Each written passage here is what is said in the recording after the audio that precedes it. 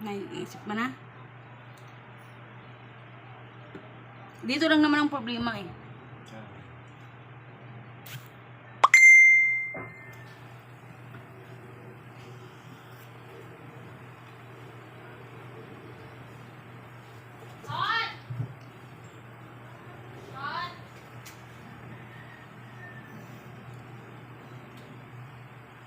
Nakapagod pag ganitong sitwasyon, yung baha, akyat. Malupit naman tayo. Wala? Ganun kasi yun na, hindi kasi yung patakilid na hindi mo na kaya pagbuhatin dito sa baba.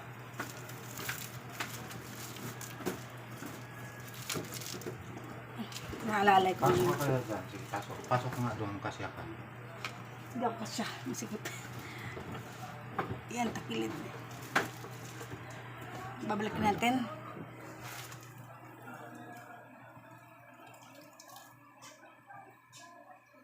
Ano na lang, pagbuhat ko nito, bubuhat ka rin dyan kunti. Yung alalay lang rin.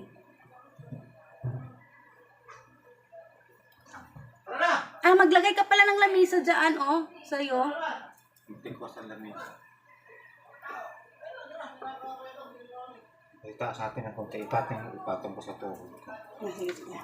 Tapos pasok ka sa likod. 1, 2, 3. Kasya.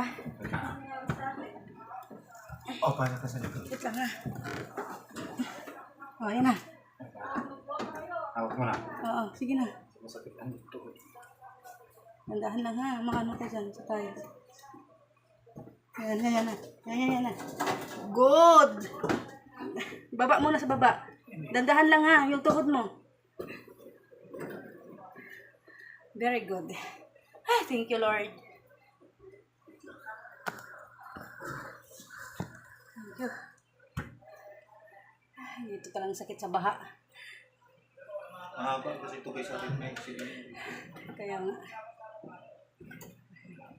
Tanggalin mo yung tuhod mo para hindi ka mangalay. Tayo ka munahan, mangangalay ka dyan. Ayan, para may space ka dyan.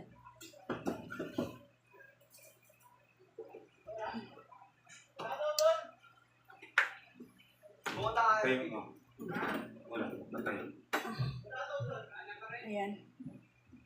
Buhatin mo ito. Wait lang ha. Hawakan mo na. Wait lang. Wait lang ha. Ano yung tali ko? Yung tali. Yung malusot yung tali.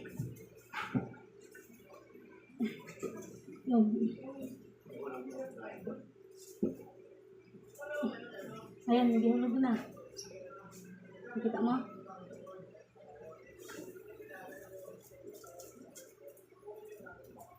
Magbilang. Ikaw bilang. Wait lang. 1, 2, 3. Very good. Ay, Diyos ko. Ito talagang sakit sa may baha. Akyat baba ang gamit. Papalaki ng braso. Na, diba? Napapagod pag ganitong sitwasyon. Baha lagi. Kasi ito, pag iakyat natin, mamaya ibabaan natin ito. Bakit? Kasi unahin mo yung paglagay mo rin. Dito nilalagay. Yung freezer. Kaya nga, ibabaan natin ito mamaya. Kasi hindi nga may lagay. Kaya nga. Hindi ma-sit up yung rin ng ayos pa. Diyan to. Buhat na. Dito ka ba na buhat dito? Iyan mo yung tali. Diyan, nasa baba. Ay, baba na. Boy, alis yan, boy. Buboy. Alis yan, alis. 1, 2, 3. Ay!